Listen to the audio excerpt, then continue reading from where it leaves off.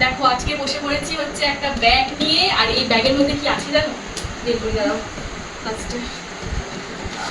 এই যে ব্যাগের মধ্যে রয়েছে এই জাম্বু সাইজের হচ্ছে কাঁঠাল।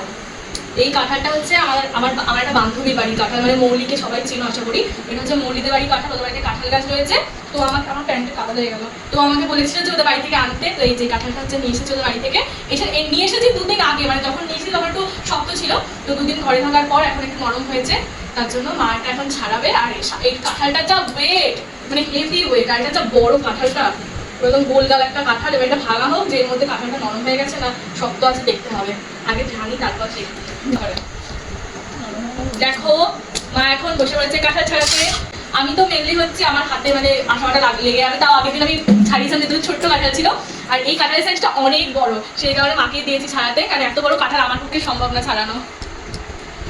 তো কাঁঠালটার মধ্যে ছোট্ট ছোট্ট কোয়া উপরের দিকে ছোট, রসগোল্লা। মা বলছে পুরো রসগোল্লা নাকি? এই কাঁঠালটা আমি খেয়ে দেখি, কাঁঠালটা দেখে মনে হচ্ছে একটু শক্ত আছে। শক্তই ভালো।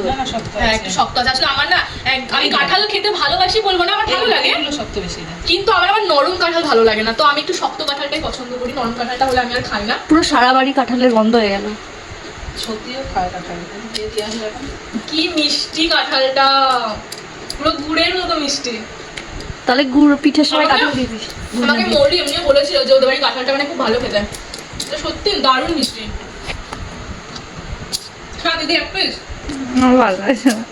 এক পিস খা, শক্তগুলো তুলে। হেভি মিষ্টি খেতে, হেভি মিষ্টি। তাই জন্যই খাবো না। এরকম কাঁঠাল হলে আমি তাও খেতে পারবো, মানে শক্ত কাঁঠাল, নরম কাঁঠাল আমার একদম ভালো লাগে না। কারোরই ভালো লাগে না নরম কাঁঠাল।